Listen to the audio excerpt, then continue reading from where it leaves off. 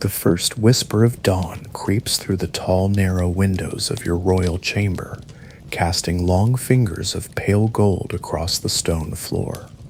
You are Louis IX, King of France, and as consciousness slowly returns to you like a gentle tide, you feel the weight of the crown even before your eyes open. But this weight is not heavy, it is familiar, like an old prayer worn smooth by countless repetitions. Your chamber exists in that sacred moment between night and day, when the world holds its breath. The massive oak beams overhead are barely visible in the dim light, their dark surfaces carved with the fleur-de-lis that mark your royal heritage. The air carries the faint scent of beeswax from the candles that burn through the night, mingling with the sweet smell of rushes strewn across the floor, fresh ones, changed just yesterday by your careful servants. You lie still for a moment, feeling the softness of the feather mattress beneath you, covered in fine linen sheets that were woven by the nuns of Saint Denis. The coverlet is heavy wool, dyed the deep blue that has become associated with French royalty, embroidered with golden threads that catch what little light filters through the windows. Your body rests in perfect stillness, but your mind is already turning, as it does each morning, to prayer. This is how every day begins for you, not with the clash of armor or the urgent whispers of courtiers, but with silence and gratitude. You have learned, through 47 years of life and 35 years of kingship, that true strength comes not from the sword, but from the soul. Your hands resting peacefully on the coverlet are the hands that have signed treaties and touched the sick, that have held the relics of saints and distributed coins to the poor. The chamber around you tells the story of a king who values substance over spectacle. Yes, there is luxury here. The tapestries depicting scenes from the life of Christ that hang on the walls, the silver basin and ewer that wait for your morning ablutions, the ivory crucifix that stands on a small table beside your bed. But everything serves a purpose beyond mere display. The tapestries warm the cold stone walls and remind you of your Christian duty. The silver vessels are tools for cleanliness, which you believe brings one closer to godliness. The crucifix anchors your morning prayers. As the light grows stronger, you can make out more details of your personal sanctuary. On the wall opposite your bed hangs a painting of the Virgin Mary, her face serene and compassionate. She has watched over your sleep for 15 years now, ever since you commissioned the work from the finest artist in Paris. Her eyes seem to follow you as you slowly sit up in bed, your movements careful and deliberate. Your nightgown is simple white linen, cut loose and comfortable for sleep. Even in your most private moments, you dress with dignity befitting your station, but you have never cared for the excessive finery that some kings favor. Your father Louis VIII taught you that a king's true majesty comes from his character, not his costume. This lesson has shaped every choice you make, from the simplest garment to the grandest policy. The wooden floor is cool beneath your bare feet as you rise and walk to the window. The castle of Vincennes spreads below you, its courtyards and gardens visible in the growing light.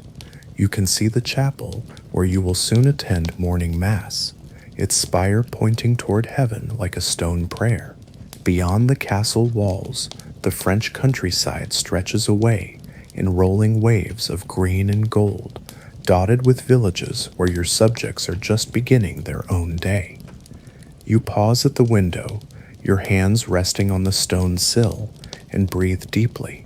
The morning air carries the scent of roses from the castle gardens, mixed with the earthier smells of hay and livestock from the stables below. Somewhere in the distance, a bell tolls the hour, 6 o'clock, the traditional time for lauds, the morning prayer that marks the beginning of the monastic day. This sound reminds you that you are not just a king but a servant of God, called to rule with justice and mercy. You think of the crusades you have led, the Seventh Crusade, which taught you humility through defeat and capture in Egypt, and the Eighth Crusade from which you never returned alive.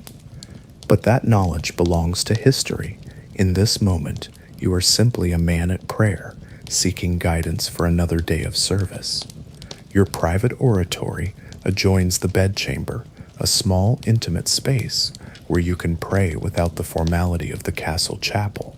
The room is barely large enough for a kneeling bench and a small altar, but it is precious to you beyond all the grand halls and throne rooms of your kingdom. The walls are painted a soft blue, the color of Mary's robes, and the only decoration is a simple wooden cross that once belonged to your grandfather, Philip Augustus. You kneel on the worn velvet cushion before the altar, your knees finding the familiar impressions left by years of morning prayer. Your hands fold naturally before you, and your eyes close as you begin the office of lauds. The Latin words flow from your lips like water from a spring, each phrase carrying the weight of centuries of tradition. Deus in adjutorium meum intenda, you whisper. O God, come to my assistance. These ancient words connect you to every monk and nun, every priest and bishop, every faithful Christian beginning their day in prayer.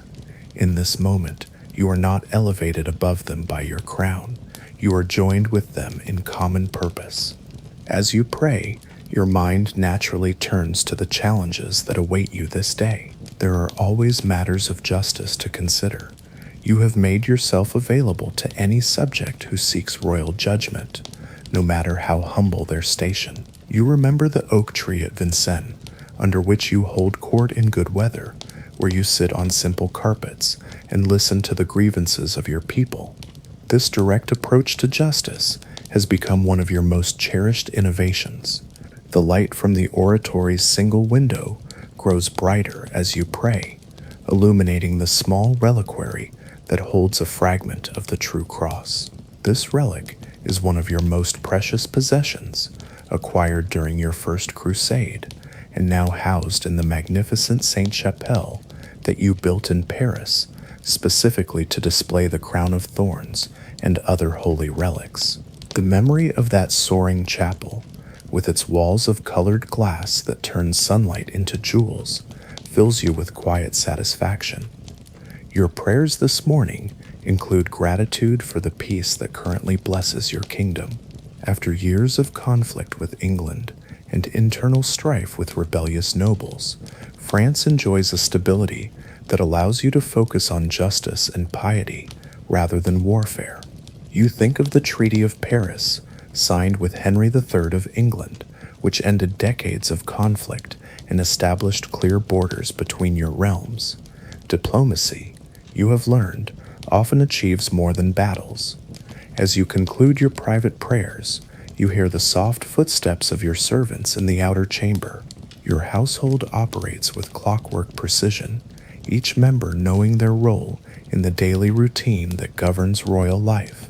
Your valet, Jean, has served you for 12 years and can anticipate your needs almost before you voice them. He moves quietly, preparing your clothes for the day and warming water for your morning wash.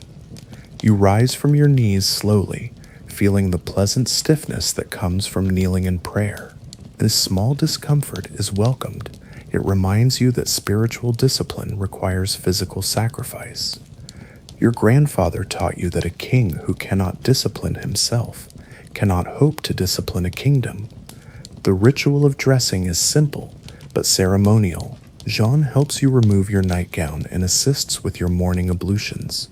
The water in the silver basin is warm and scented with herbs from the castle garden, lavender for its soothing properties, and rosemary for clarity of mind. You wash your hands and face with care, using a piece of soft linen to dry your skin. Your undergarments are fine linen, changed daily and laundered by the castle washerwomen. Over this goes a long tunic of wool, dyed a deep blue that has become your preferred color. The tunic reaches to your ankles and is girded with a leather belt from which hangs your personal seal and a small knife for cutting meat at table. The sleeves are fitted but not tight, allowing for easy movement. Over the tunic goes a surcoat of silk embroidered with the royal arms of France, 3 gold fleur-de-lis on a blue field. This garment was made by the finest craftsmen in Paris, its thread spun from silk that traveled the length of Europe from distant lands. But despite its luxury, the surcoat is cut simply, without the elaborate decorations favored by some European courts. Your hose are woolen, carefully fitted to your legs and tied with silk garters. Your shoes are leather, soft-soled for comfort, and dyed black. They are practical rather than ornate, suitable for walking on stone floors and standing for long periods during court ceremonies. The final element of your morning dress is your mantle, a long cloak of the finest wool, lined with ermine and fastened at the right shoulder with a golden brooch bearing the seal of France. This garment marks you unmistakably as the king, its weight and richness appropriate to your station, while remaining tasteful rather than ostentatious. Jean brings you a mirror of polished silver, and you examine your reflection with the same careful attention you bring to all aspects of your appearance. Your hair, now touched with silver at the temples, is combed straight and reaches to your shoulders in the fashion of the day. Your beard is neatly trimmed, framing a face that courtiers have described as noble but approachable. Your eyes, a deep blue, like your favored clothing, reflect the wisdom earned through years of rule and the serenity that comes from deep faith. As you prepare to leave your chamber, you pause before a small table where several books rest. These are your most personal possessions: a psalter written in your own hand, a copy of the Gospels illuminated by the monks of Saint Denis, and a collection of letters from Saint Bernard of Clairvaux that you read for spiritual guidance. You select the psalter, a small volume bound in brown leather to carry with you through the day. The door to your chamber opens silently, on well-oiled hinges, and you step into the corridor that leads to the castle's main hall. The passageway is lit by torches in iron brackets, their flames dancing in the slight breeze that moves through the castle. The walls are hung with tapestries depicting scenes from French history: Charlemagne receiving his crown, your great-grandfather Philip Augustus departing for the Third Crusade, your own father being crowned at Rheims. Your footsteps echo softly on the stone floor as you walk toward the chapel for morning mass. The sound is muffled by the thick carpets that run down the center of the corridor, woven with patterns of roses and fleur-de-lis. These carpets were gifts from the merchants of Arras, whose workshops produce the finest textiles in northern Europe. The chapel of Vincennes is not large by cathedral standards, but it is perfect for the intimate worship you prefer. The vaulted ceiling draws the eye upward, its stone ribs painted with gold stars on a blue background that mirrors the night sky. The windows are filled with stained glass that tells the story of salvation, from the creation of the world to the resurrection of Christ.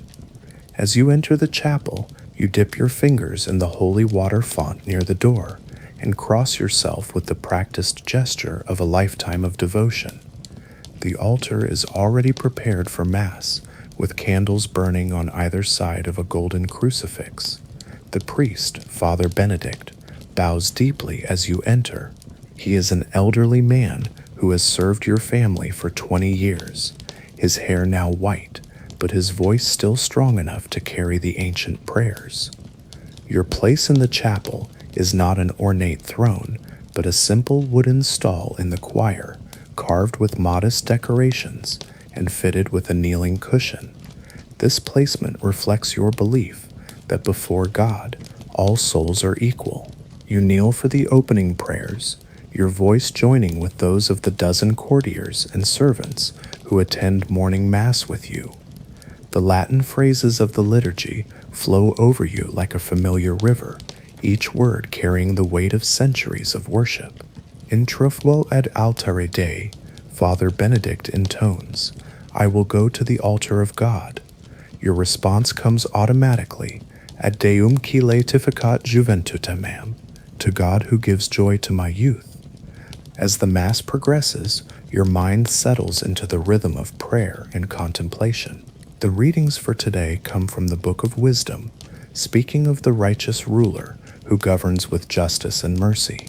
These words seem chosen specifically for your meditation, reminding you that earthly power is a trust from God to be used for the benefit of all people.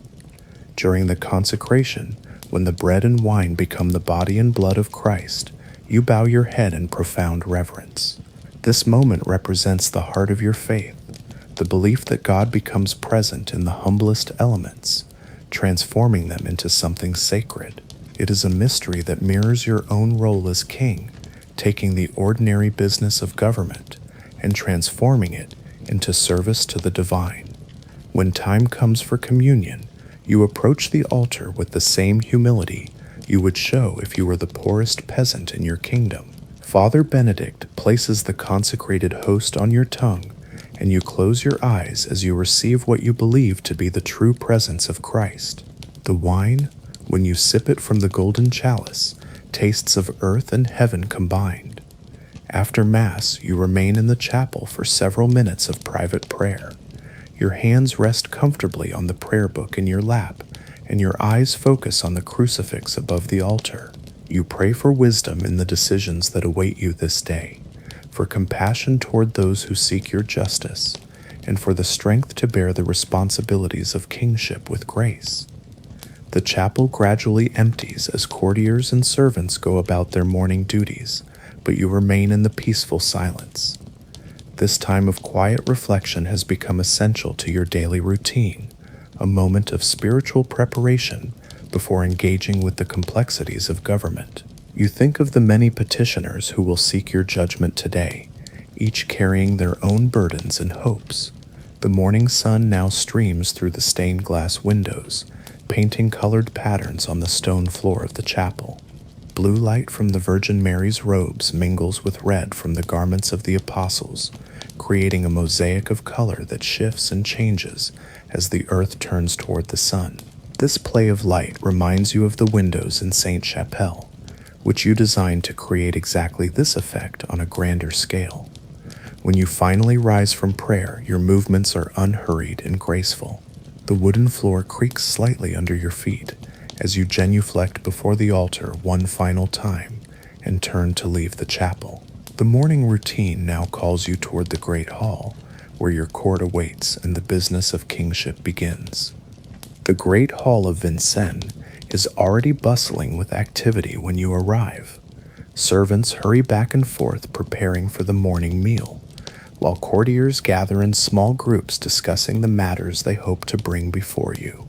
The hall is vast and impressive, its vaulted ceilings supported by massive columns that seem to grow from the floor like stone trees.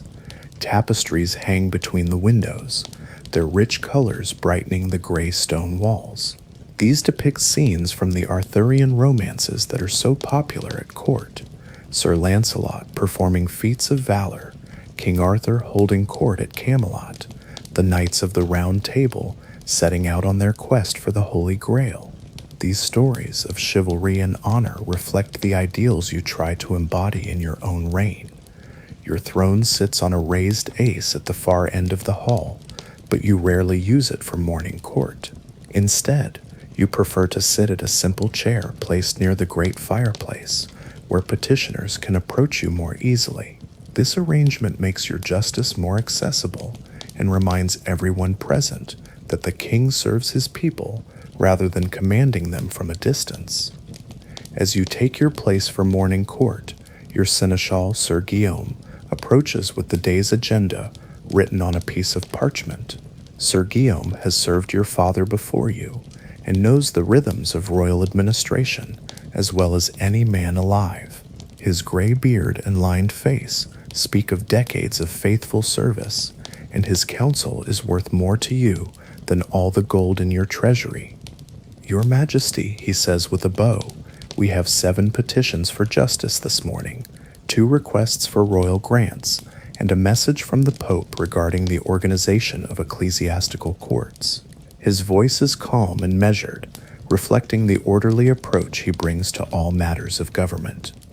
You nod and settle back in your chair, your hands resting comfortably on its carved arms. Let us begin with the petitions for justice, you say. These take precedence over all other matters. This principle has guided your reign from its beginning, that justice for your subjects comes before the convenience of the crown. The first petitioner is a merchant from Paris who claims that a noble has refused to pay for goods delivered to his household. The merchant, a small man with worried eyes, approaches your chair with obvious nervousness. He has never stood before a king, and his hands shake as he presents his case. You listen carefully to his account, asking questions to clarify the details and ensure you understand the situation completely. The noble in question is not present. He has claimed that his duties as a royal officer prevent him from traveling to court. This absence itself tells you something about the man's character and the likely truth of the merchant's complaint. Sir Guillaume, you say quietly, please send word to this lord that he will present himself here within a fortnight to answer these charges. If he fails to appear, we will issue judgment in his absence. Your voice carries the quiet authority that needs no shouting to command respect. The second case involves a dispute over water rights between two farming villages. Both communities claim ancient privileges to draw from the same stream, and the disagreement has led to bitter feelings and the threat of violence. You have heard many such cases over the years and have learned that water, like justice itself, must flow freely to benefit all who need it. After hearing representatives from both villages, you propose a solution that divides the water rights according to a schedule that serves both communities' needs. The harvest season will be considered, along with the number of families in each village and their historical usage of the stream. Your judgment is based not on legal precedent alone, but on practical wisdom and Christian charity.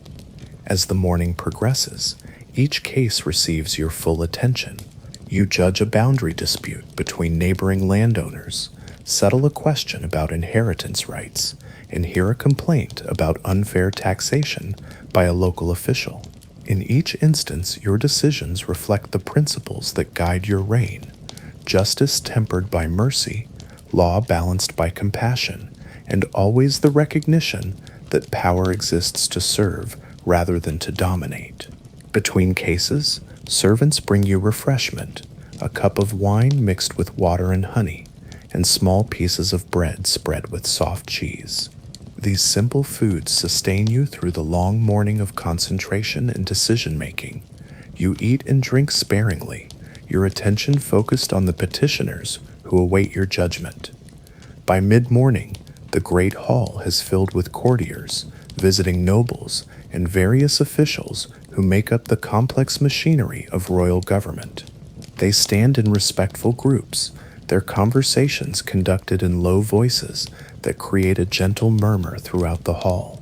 The sound reminds you of bees in a garden, busy and purposeful, but not unpleasant.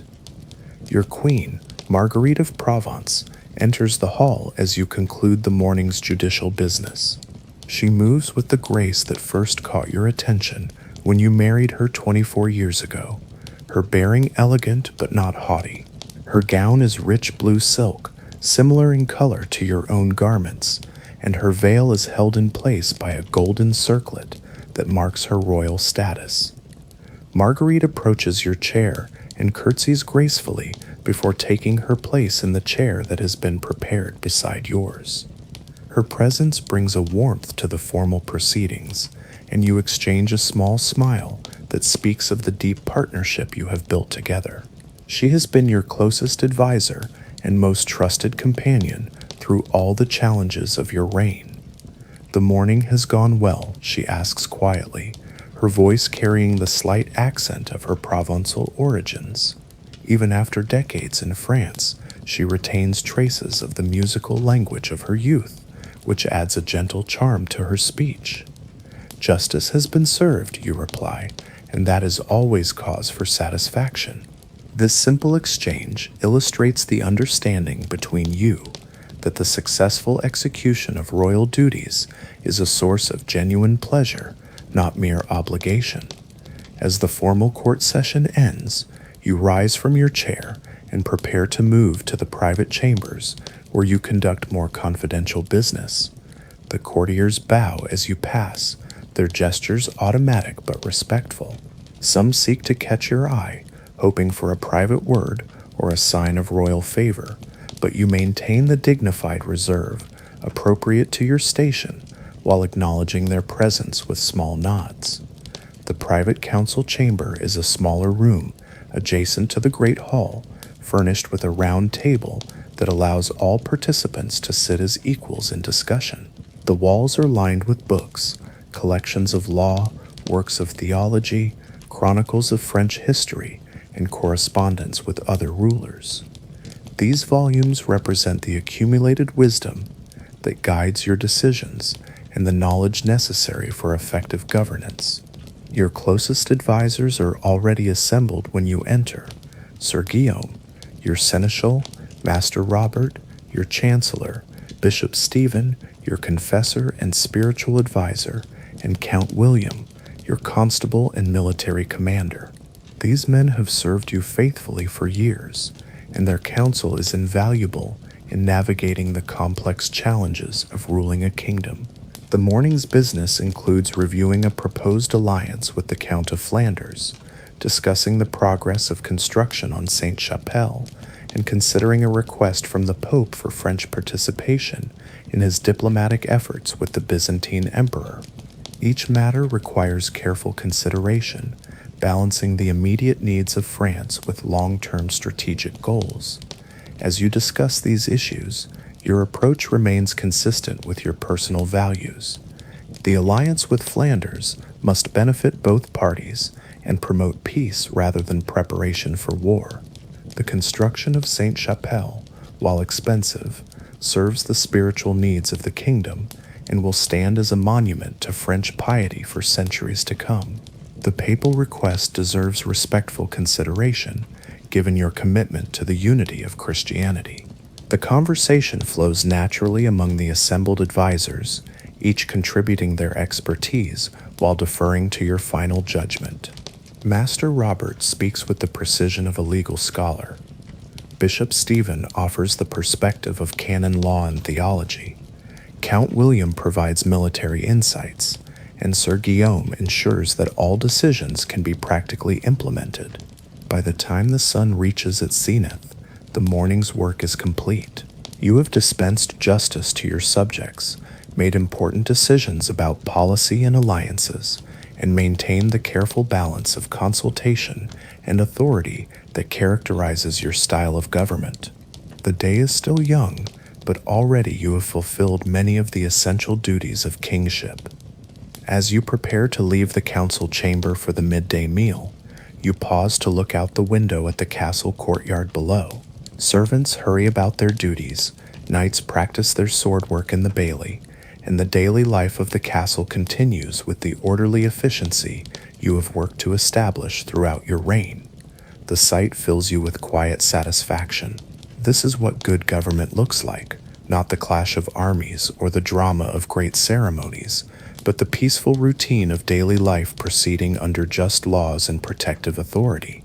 It is work that requires constant attention, but brings the deep reward of service well performed.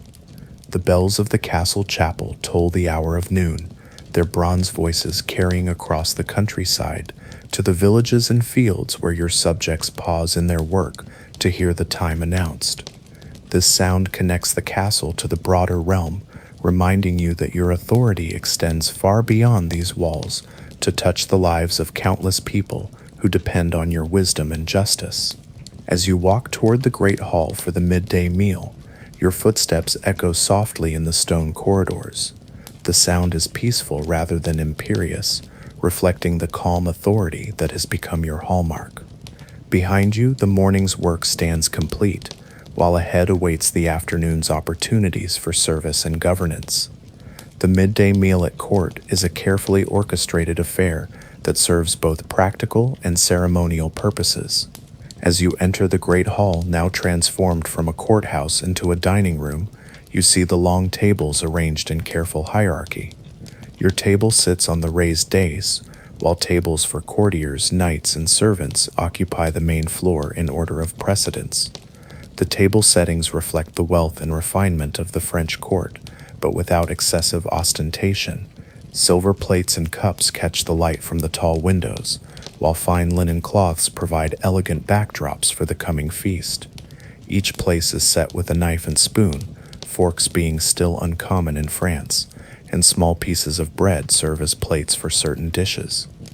Your chair at the high table is larger and more ornate than the others, but not so elaborate as to seem pretentious. It is carved from oak grown in the royal forests and decorated with modest gilt details and blue cushions embroidered with fleur-de-lis. Queen Marguerite's chair sits to your right, while honored guests and your principal advisors occupy the remaining seats along the high table. Before taking your place, you pause for the blessing of the meal. Bishop Stephen rises from his seat and extends his hands over the assembled company.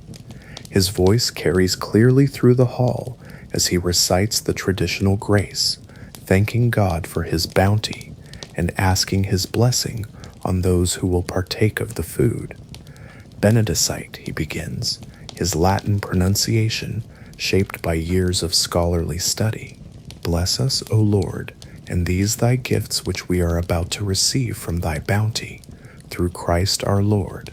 The assembled company responds with a unified Amen, their voices creating a moment of reverent unity before the meal begins. As you take your seat, servants begin bringing the first course, a clear broth made from beef bones and seasoned with herbs from the castle garden. The soup is served in small silver bowls, accompanied by pieces of white bread baked fresh this morning in the castle kitchens. You eat slowly and thoughtfully, savoring the simple flavors while continuing conversations with your table companions. Queen Marguerite describes her morning's activities, which included inspecting the castle's charitable works and meeting with the wives of visiting nobles. Her duties as queen involve significant responsibility for the social and charitable aspects of court life, roles she fulfills with grace and intelligence. Her conversation reveals both practical wisdom and genuine compassion for those less fortunate. The harvest appears promising this year, she observes, but the villages near the forest still struggle with the damage from last spring's floods. Perhaps we might organize additional relief efforts before winter arrives. Her suggestion reflects the queenly virtue of considering the welfare of all subjects, not just those immediately visible at court. You nod thoughtfully, already considering how such relief might be organized and funded. Speak with Sir Guillaume about accessing the royal treasury for emergency assistance, you reply. And perhaps we might encourage the abbeys to increase their charitable distributions as well. This response illustrates your approach to governance, practical action guided by Christian principles of charity. The second course arrives as servants clear away the soup bowls, roasted capons stuffed with bread, herbs, and dried fruits. The birds are carved at table by skilled servants, their golden skin crispy from roasting, and their meat tender and flavorful. Accompanying the poultry are dishes of vegetables from the castle gardens, carrots glazed with honey, turnips cooked in broth, and fresh peas that represent the bounty of early summer. As you eat, you listen to the conversations flowing around the hall. At the lower tables, knights discuss tournaments and hunting expeditions, while clerks and administrators debate questions of law and taxation. The overall tone is civilized and respectful, reflecting the atmosphere of dignity you have worked to establish at court. A visiting envoy from the Holy Roman Empire, seated at your left, describes his journey from Germany and the political situation in the territories of your imperial neighbor. His account provides valuable intelligence about the balance of power in Europe and potential opportunities for French diplomacy. You listen carefully, while maintaining the diplomatic courtesy appropriate to his status as a guest. The emperor remains preoccupied with affairs in Italy, the envoy reports, and shows little inclination toward new conflicts in the north. This information confirms your hope that the peace you have established with neighboring powers might continue, allowing you to focus on internal improvements rather than military campaigns. The third course brings fish pike from the rivers of France, prepared with a sauce of wine and herbs that complements the delicate flavor of the freshwater catch. Medieval dietary laws require fish on certain days, but you have always enjoyed these dishes as much for their taste as for their spiritual significance. The pike is accompanied by a salad of fresh greens dressed with oil and vinegar, providing a refreshing contrast to the richer dishes. During this course, a messenger arrives with letters that require your attention. Sir Guillaume examines the documents briefly before approaching your chair with those deemed suitable for immediate consideration. Most correspondence can wait until the afternoon, but certain matters, messages from the Pope, communications from other rulers, or urgent reports from provincial administrators deserve prompt attention. One letter bears the seal of the Archbishop of Paris, reporting on the progress of construction at Sainte-Chapelle. The work proceeds according to schedule, with the roof now complete, and craftsmen beginning installation of the magnificent stained glass windows that will be the chapel's crowning glory. Reading this update fills you with quiet satisfaction, knowing that this monument to faith will serve countless generations of worshippers. Another message comes from your seneschal in Normandy, describing a successful resolution to a dispute between Norman and English merchants. The peaceful settlement reflects the benefits of the treaty you negotiated with King Henry III, which has brought stability to regions long troubled by conflict. Such practical results of diplomacy provide more satisfaction than any military victory. As the meal progresses, servants bring the final courses, delicate pastries filled with almond paste, fresh fruits from the castle orchards, and soft cheeses aged in the cellars beneath the castle. These lighter foods provide a pleasant conclusion to the substantial meal, while their sweetness symbolizes the harmony and prosperity that characterize your reign. Throughout the dinner, wine flows moderately, good vintage from the royal vineyards mixed with water according to your preference for temperance in all things. You have observed that clear thinking and wise judgment require moderation in drink, and you set an example that influences the behavior of your entire court. As the meal concludes, you rise from your chair and offer a brief blessing for the company. May God continue to bless our fellowship and guide our service to France, you say, your voice carrying clearly through the hall. The assembled courtiers rise and bow as you prepare to leave, their gesture acknowledging both your royal authority and the dignity with which you exercise it. The afternoon awaits with its own duties and opportunities. As you walk from the great hall, your mind is already turning to the hours ahead, perhaps time for reading and study, meetings with individual petitioners, or a walk in the castle gardens where you can think quietly about the great questions that face your kingdom. The transition from public ceremony to private reflection is one you have learned to navigate gracefully over decades of kingship. Each role requires different aspects of your character: the public king who embodies the dignity of France, and the private man who seeks wisdom through prayer and study. Both are essential to effective rule, and both deserve careful attention as the day continues to unfold. The afternoon sun filters through the tall windows of your private study, casting warm geometric patterns across the polished wooden floor. This chamber has become your sanctuary for contemplation and learning, a place where the noise of court recedes, and you can engage with the deeper questions that shape your reign. The room is smaller than the grand halls where you conduct public business, but it contains treasures more valuable than gold. Books that connect you to the wisdom of ages past and present. Your writing desk, crafted from walnut by the finest woodworkers in Paris, sits positioned to catch the best light from the south-facing window. Its surface bears the gentle marks of years of use, small ink stains from countless letters and documents, slight indentations where your hand has rested while writing, and the smooth wear that comes from daily contact with important work. Upon it rest several volumes that occupy your afternoon reading, a collection of sermons by St. Bernard, a treatise on justice by St. Thomas Aquinas, and a manuscript copy of the Psalms annotated in your own careful script. You settle into the chair behind the desk, its high back carved with subtle representations of the tree of life, its arms worn smooth by the touch of your hands during long hours of study and reflection. This furniture was made specifically for your use, designed not for ostentation, but for comfort during extended periods of reading and writing. The seat is cushioned with blue velvet that matches your royal colors, while the wood retains its natural beauty with only a light application of oil to protect its surface. Before opening any book, you take a moment to appreciate the profound silence that surrounds you. This is a different quiet than the reverent hush of the chapel or the expectant stillness of the courtroom. Here, silence serves contemplation and learning, creating space for thoughts to develop and wisdom to emerge.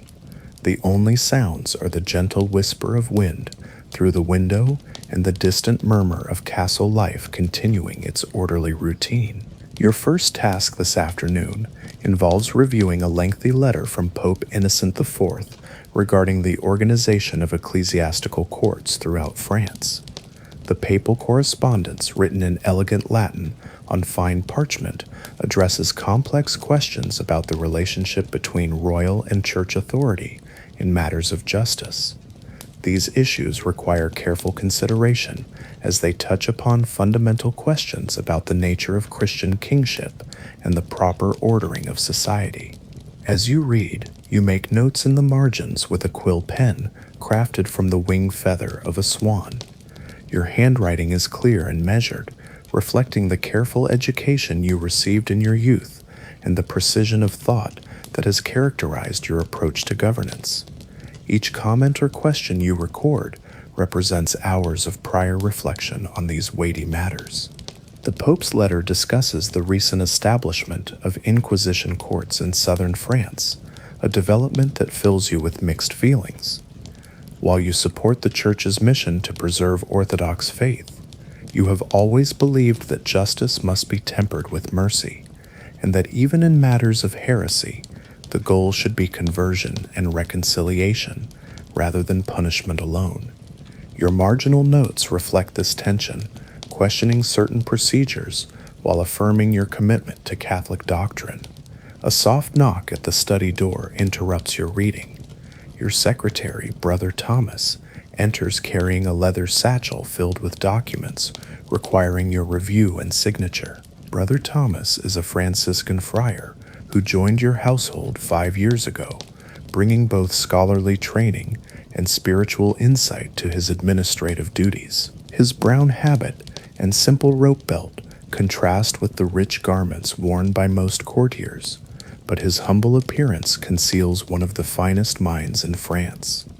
Your Majesty, he says with a respectful bow, the letters to the Count of Toulouse and the Archbishop of Bourges are ready for your signature, and there are 3 charters for new abbey foundations that require your seal. His voice carries the gentle accent of his native Burgundy, and his manner reflects the Franciscan virtues of humility and service. You set aside the papal letter and turn your attention to these domestic matters. Each document represents careful deliberation by your chancery, but you review them personally to ensure they align with your principles and policies. The letter to the Count of Toulouse addresses ongoing efforts to rebuild the regions devastated by the Albigensian Crusade, offering royal assistance for reconstruction while gently encouraging loyalty to Orthodox Catholic teaching. The afternoon awaits with its own duties and opportunities.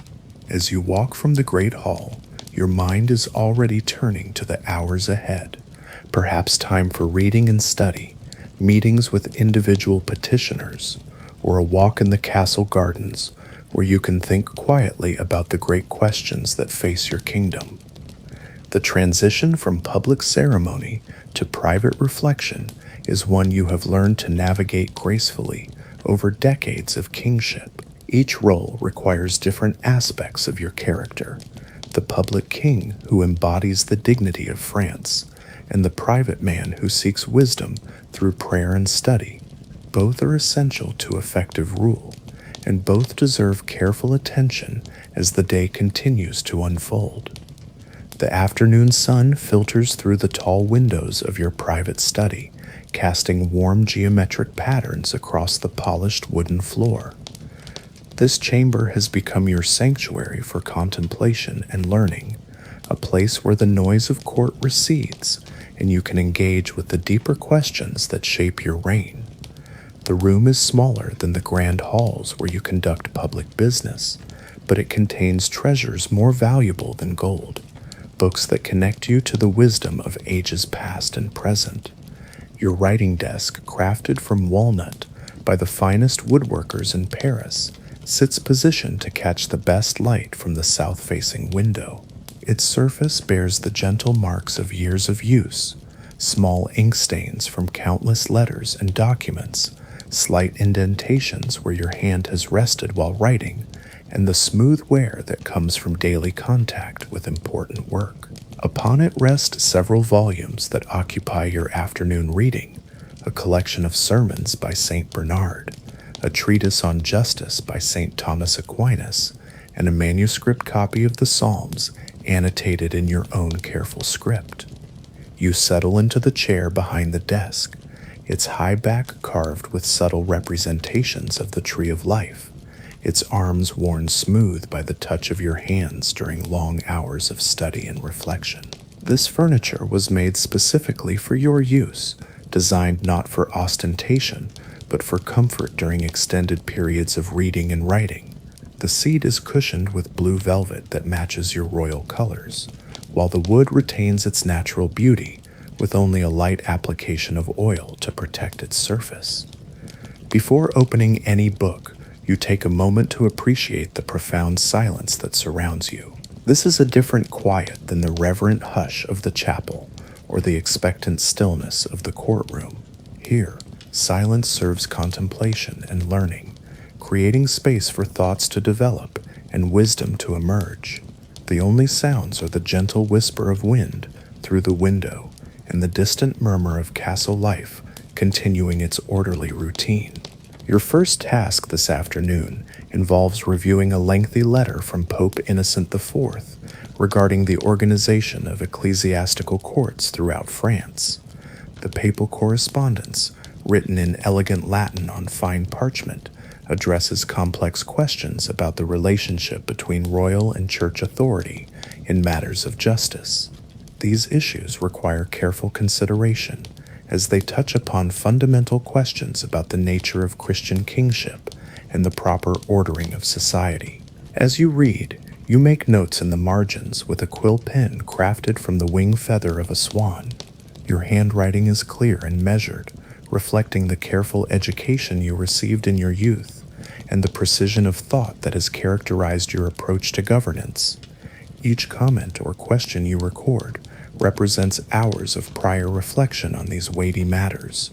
The Pope's letter discusses the recent establishment of Inquisition courts in southern France, a development that fills you with mixed feelings.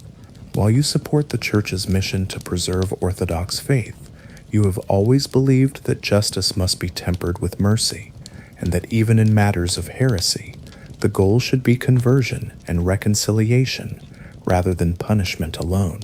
Your marginal notes reflect this tension, questioning certain procedures while affirming your commitment to Catholic doctrine. A soft knock at the study door interrupts your reading.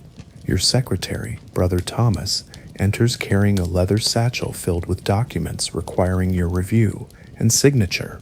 Brother Thomas is a Franciscan friar who joined your household 5 years ago, bringing both scholarly training and spiritual insight to his administrative duties.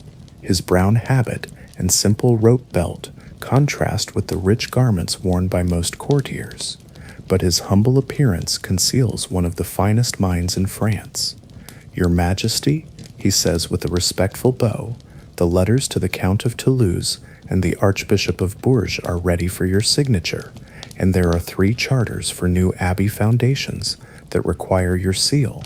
His voice carries the gentle accent of his native Burgundy, and his manner reflects the Franciscan virtues of humility and service. You set aside the papal letter and turn your attention to these domestic matters. Each document represents careful deliberation by your chancery, but you review them personally to ensure they align with your principles and policies. The letter to the Count of Toulouse addresses ongoing efforts to rebuild the regions devastated by the Albigensian Crusade, offering royal assistance for reconstruction while gently encouraging loyalty to Orthodox Catholic teaching. The correspondence with the Archbishop of Bourges discusses plans for a new cathedral in his diocese, a project that will require significant resources but will serve the spiritual needs of thousands of faithful Christians. You have always believed that magnificent churches honor God while inspiring the devotion of his people, and your support for such projects reflects both piety and practical wisdom about maintaining popular support for royal authority. The abbey charters represent one of your favorite types of royal business, the establishment of new monastic communities that will serve both spiritual and social functions. These foundations will provide centers of learning, places of refuge for travelers, sources of charitable assistance for the poor, and models of Christian living for the surrounding countryside. Your careful review of each charter ensures that the new abbeys receive adequate endowments while maintaining accountability to both royal and ecclesiastical authority. As you sign each document with the careful script that has become recognizable throughout Europe, you feel the weight of legacy that accompanies even routine administrative tasks. These papers will outlive you, shaping the lives of future generations and bearing witness to the values that guide your reign. The ink you use, made from oak galls and mixed with iron, will fade over centuries, but will preserve your decisions for historians yet unborn. Brother Thomas waits patiently as you complete your review, occasionally offering clarification about specific provisions or background information about the recipients. His knowledge of canon law and administrative procedure makes him an invaluable assistant, while his religious vocation ensures discretion and integrity in handling sensitive matters. The partnership between royal authority and clerical learning that he represents has become a hallmark of your administration. When the paperwork is complete, Brother Thomas gathers the signed documents and prepares to return them to the chancery for sealing and dispatch. Before he leaves, however, you engage him in conversation about a theological question that has been occupying your thoughts. The relationship between divine justice and human mercy, a theme that runs through much of your reading and reflection, seems particularly relevant to current challenges facing your kingdom. Brother Thomas, you say, leaning back in your chair and folding your hands in your lap, how do we reconcile God's perfect justice with our human need for forgiveness? When I sit in judgment over my subjects, I sometimes feel torn between the demands of law and the promptings of compassion. The young friar considers your question carefully before responding, his training in both theology and practical ministry evident in his thoughtful approach. Your Majesty, St. Thomas Aquinas teaches us that mercy does not oppose justice, but fulfills it. True mercy seeks the good of the sinner, which sometimes requires punishment for correction, but always aims toward ultimate reconciliation with God and community. This answer resonates with your own understanding of Christian kingship, but you press the discussion further.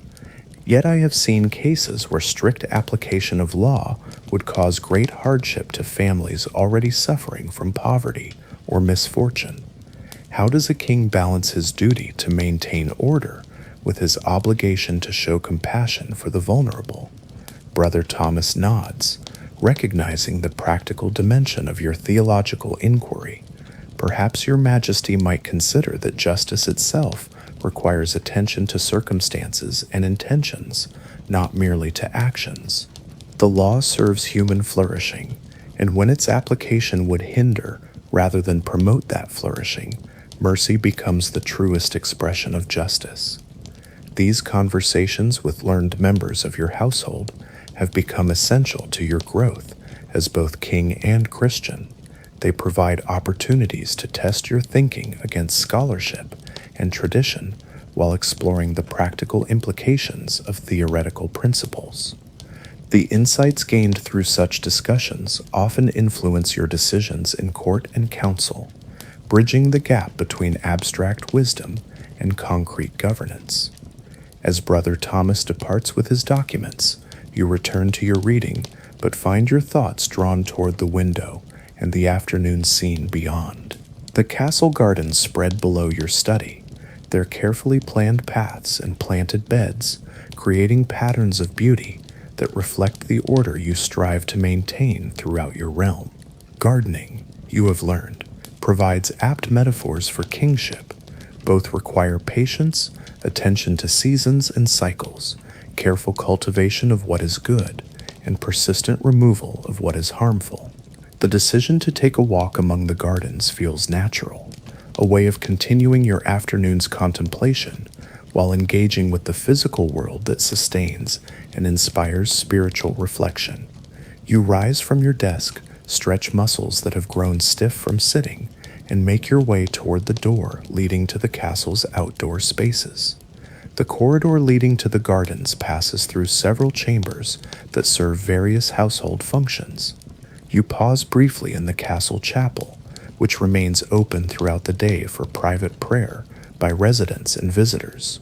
The afternoon light streaming through the stained glass windows creates pools of colored brilliance on the stone floor, transforming the sacred space into something that resembles earthly paradise.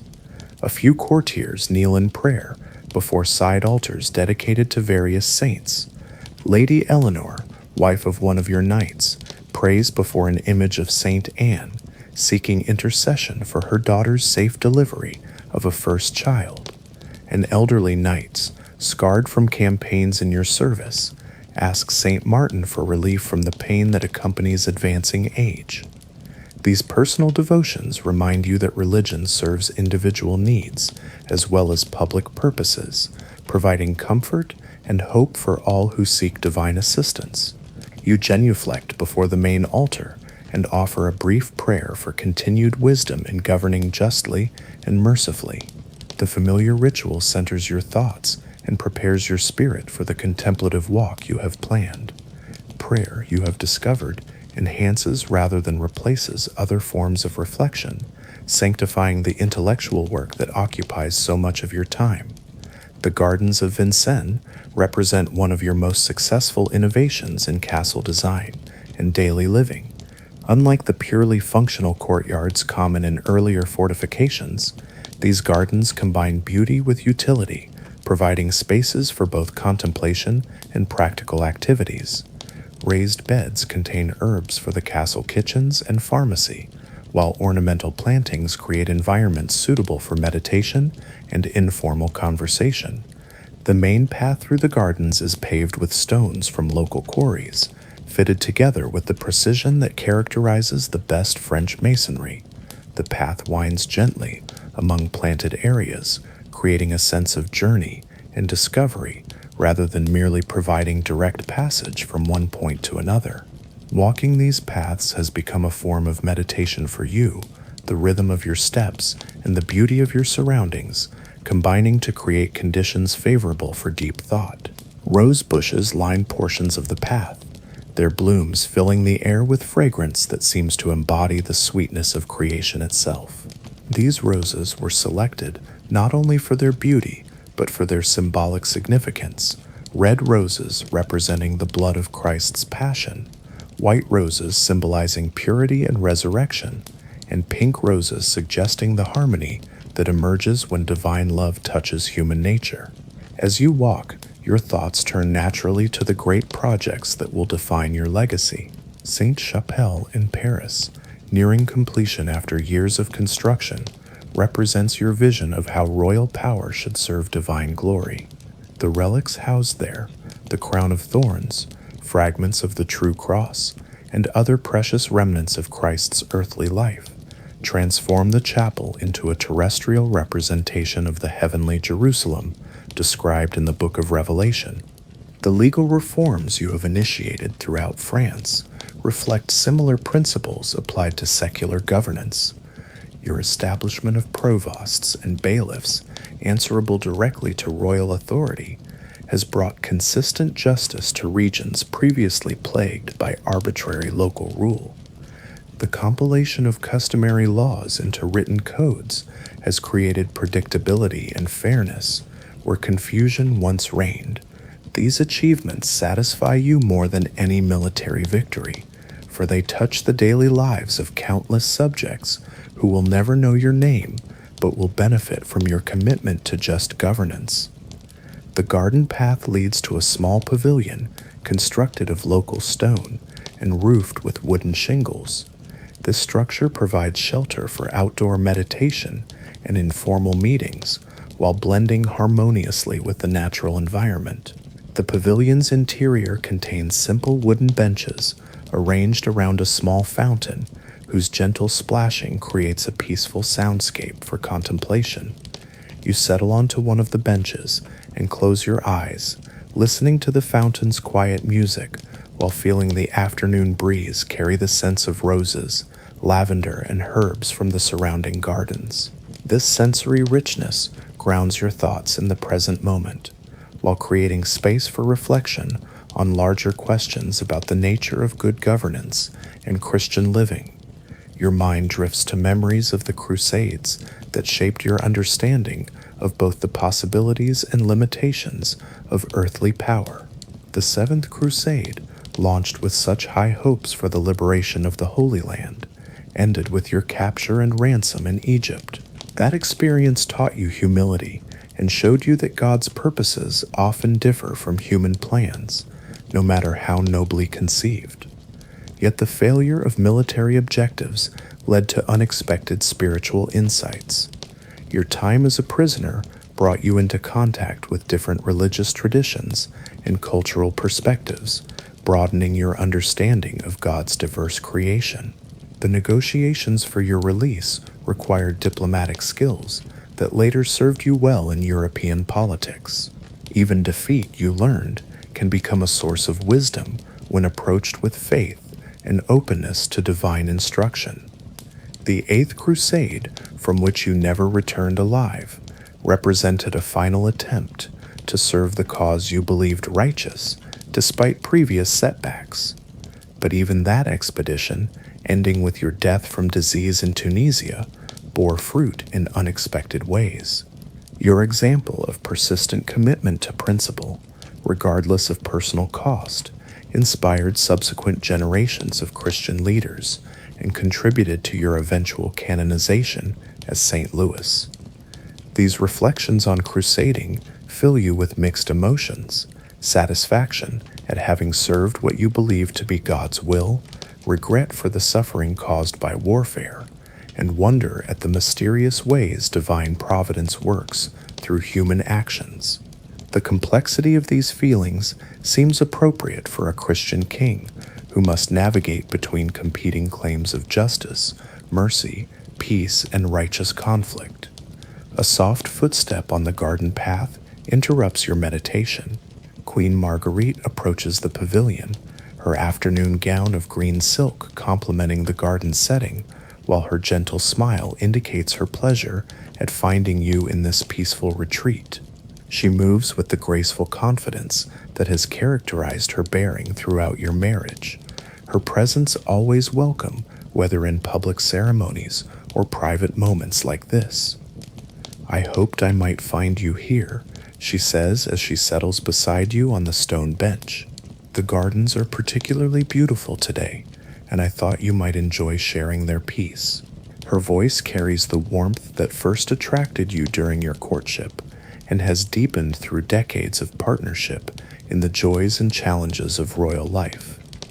You take her hand in yours, feeling the familiar comfort of her touch and the strength of the bond that has sustained you both through years of public service. I was thinking about the different paths that have brought us to this moment, you reply. The Crusades, the building of Sainte-Chapelle, the legal reforms, all the ways we have tried to serve God through serving France. Marguerite nods thoughtfully, her own memories spanning the same years of shared experience. Do you ever regret the choices we have made? She asks. The time spent on campaigns rather than at home. The resources devoted to religious projects rather than personal comfort. The burdens of justice that sometimes keep you awake at night. Her question touches the heart of the royal vocation and the personal costs of public service. You consider your response carefully, aware that honesty between spouses provides one of the few spaces where a king can speak without the constraints of diplomatic necessity or political calculation.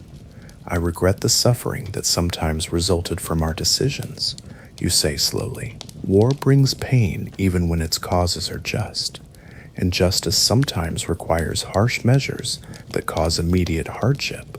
But I do not regret the attempt to align our reign with Christian principles, even when that alignment proved difficult or costly. Marguerite squeezes your hand gently, her gesture conveying understanding and support for the burdens you both carry. I think future generations will judge us more kindly than we judge ourselves, she observes. They will see the hospitals we founded, the laws we reformed, the churches we built, and the example we tried to set. The immediate costs may be forgotten, but the lasting benefits will endure. This conversation continues as the afternoon light begins to slant toward evening, creating longer shadows in the garden and filling the air with the golden glow that photographers of later centuries will call magic hour.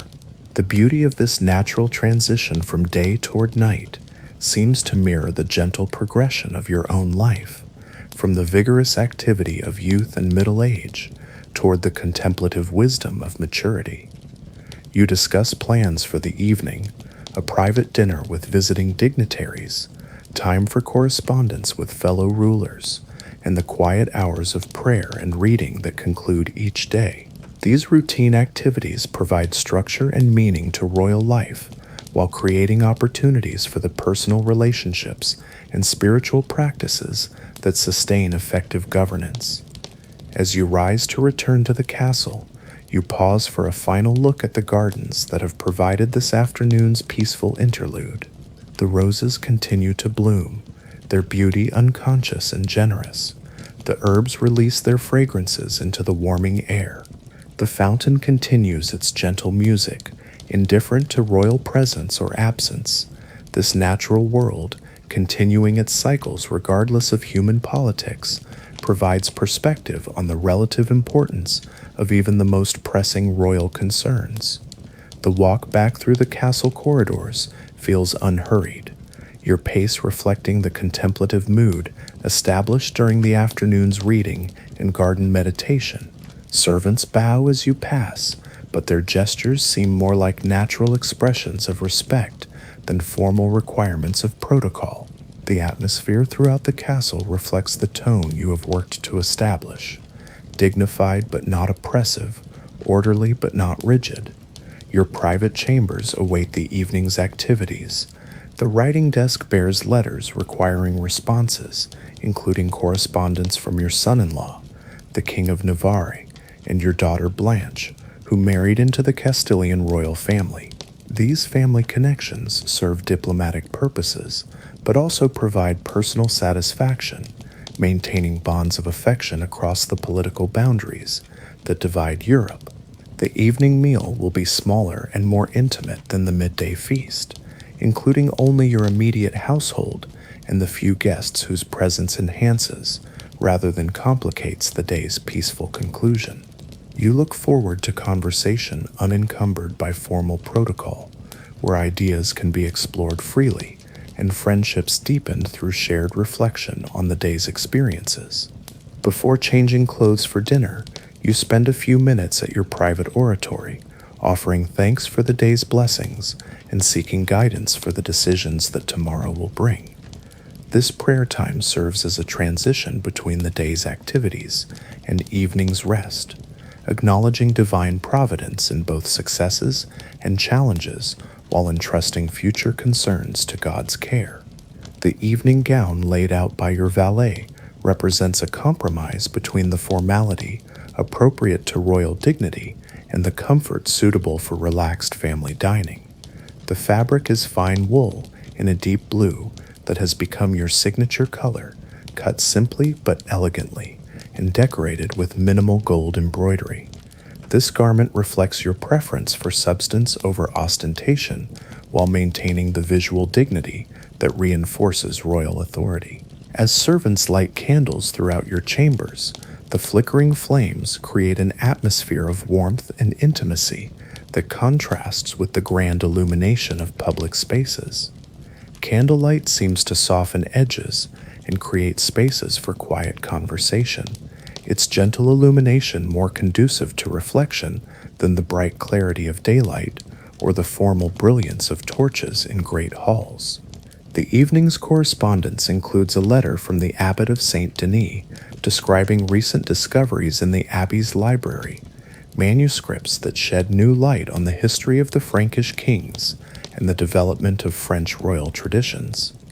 This scholarly news delights you, for it connects your reign to the long succession of rulers who have served France while adding to the knowledge that guides contemporary governance. Another letter comes from a bishop in southern France, reporting on efforts to reconcile former heretics with Orthodox Christianity through education rather than force.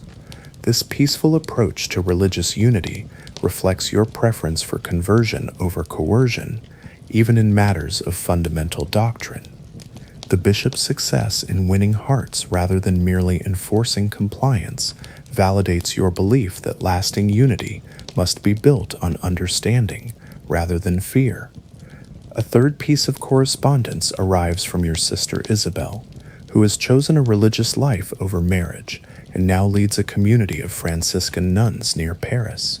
Her letter describes the spiritual joys of contemplative life, while sharing insights about prayer and service that enrich your own understanding of Christian vocation. These exchanges with your sister provide a unique perspective on the different ways of serving God, reminding you that royal authority represents only one path among many towards spiritual fulfillment. As you review these letters, your secretary, Brother Thomas, returns to discuss arrangements for tomorrow's activities. The morning will bring a formal audience with ambassadors from the Holy Roman Empire, followed by a session of royal justice under the oak tree at Vincennes, weather permitting. The afternoon schedule includes meetings with master craftsmen working on Sainte-Chapelle and a review of accounts with your treasurer. This preview of tomorrow's responsibilities reminds you that kingship requires constant attention to detail and careful management of time and resources. Yet the prospect of these duties brings satisfaction rather than burden, for each task represents an opportunity to serve the common good while advancing the Christian principles that guide your reign. The call to evening prayer echoes through the castle as the chapel bells toll the hour of vespers. This sound, marking the canonical hour when monastic communities throughout Europe pause for communal worship, provides a rhythm that structures days and connects earthly activities to eternal purposes. You set aside your correspondence and prepare to join the castle community for evening prayer.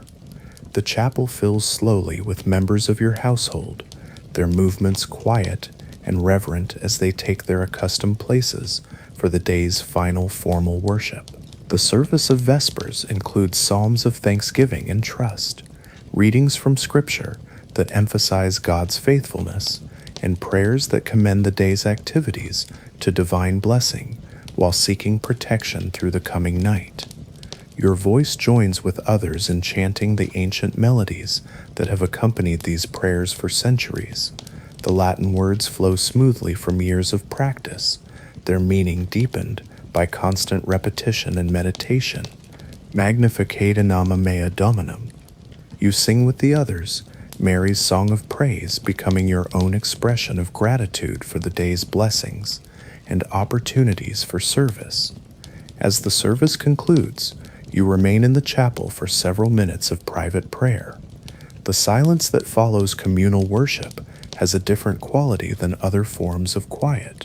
It is pregnant with the shared spiritual experience that has just concluded while opening space for individual communion with God. This transition from corporate to personal prayer reflects the rhythm of Christian life, which moves naturally between community and solitude, public witness and private devotion. The evening meal takes place in a smaller dining chamber adjacent to your private apartments. The table accommodates perhaps a dozen people comfortably, creating an atmosphere more like a family gathering than a court ceremony. Queen Marguerite sits across from you, while the few invited guests include the visiting envoy from the Holy Roman Empire, Bishop Stephen, and Sir Guillaume with his wife, Lady Catherine. The conversation flows naturally among topics of mutual interest: the progress of harvest throughout France, developments in art and architecture at various European courts, theological questions raised by recent scholarly works, and family news shared among friends who have served together for years. This informal discussion provides insights into current events and contemporary thinking, while deepening the personal relationships that make governance both more effective and more enjoyable. The food served at this intimate meal emphasizes quality and simplicity over elaborate presentation. Fresh bread baked in the castle's own ovens accompanies a soup made from vegetables grown in the castle gardens. The main course features fish from nearby rivers, prepared with herbs and accompanied by fruits preserved from last autumn's harvest. Wine flows moderately, its quality excellent, but its quantity restrained, according to your preference for temperance in all things. As the meal progresses, the visiting envoy shares news from the Holy Roman Empire, including developments in the ongoing conflict between the emperor and the pope over temporal versus spiritual authority. These distant events have implications for French policy, but they also raise fundamental questions about the proper relationship between secular and religious power that continue to challenge Christian rulers throughout Europe. Your own approach to these questions has evolved through decades of experience and reflection.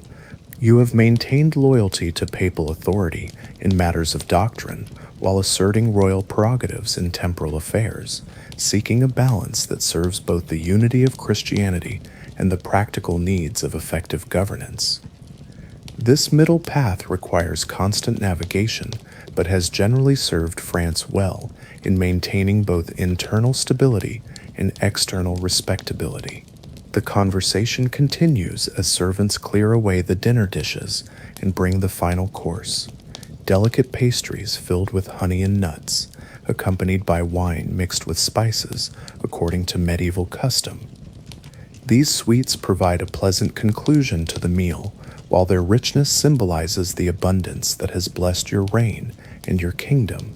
As the evening's social obligations draw to a close, you bid farewell to your guests with the warmth appropriate to friends, while maintaining the dignity befitting your royal station. The visiting envoy will depart tomorrow morning with positive impressions of French hospitality and governance, contributing to the diplomatic relationships that help maintain peace among European powers. Queen Marguerite retires to her own chambers, where she will spend the evening's remaining hours in correspondence with family members and oversight of charitable activities that occupy much of her attention. Your parting embrace carries the affection of 34 years of marriage and the mutual respect that has grown through shared service to France and to Christian ideals. Alone now in your private study, you turn to the evening's reading and reflection. A manuscript copy of St. Augustine's City of God lies open on your desk, its pages illuminated with gold leaf and colored inks that make the ancient text seem newly created. Tonight's reading focuses on Augustine's discussion of just war theory, a a topic that has personal resonance given your own experience with crusading and its mixed results. Augustine's careful analysis of when warfare can be morally justified provides a framework for evaluating your own military decisions and their consequences. The saint's emphasis on right intention, legitimate authority, and prospects for success offers criteria that you apply retroactively to your crusading activities while contemplating future challenges that might require military responses. As you read, you make notes in the margins with the same careful attention you bring to all intellectual work. These annotations represent a continuing dialogue between your practical experience as a ruler and the wisdom of Christian tradition, creating a personal synthesis that guides current decisions while contributing to your own spiritual and intellectual development. The evening study session continues with a review of correspondence from monastic communities throughout France, many of which you have supported with royal grants and protection. These letters provide insight into the spiritual and intellectual life of your kingdom, while demonstrating the practical benefits of monasticism for education, agriculture, and social services. One letter from the Abbot of Cluny describes recent copying projects that have preserved ancient texts for future scholars. Another from the Abbess of Fontevraud reports on charitable activities that have provided assistance to hundreds of poor families during the current year. A third communication from the Prior of Saint Victor in Paris discusses theological questions that occupy contemporary scholars and their implications for pastoral care. These monastic connections represent one of your reign's most significant achievements, the creation of a network of religious communities that serve both spiritual and practical purposes while maintaining loyalty to royal authority and ecclesiastical hierarchy.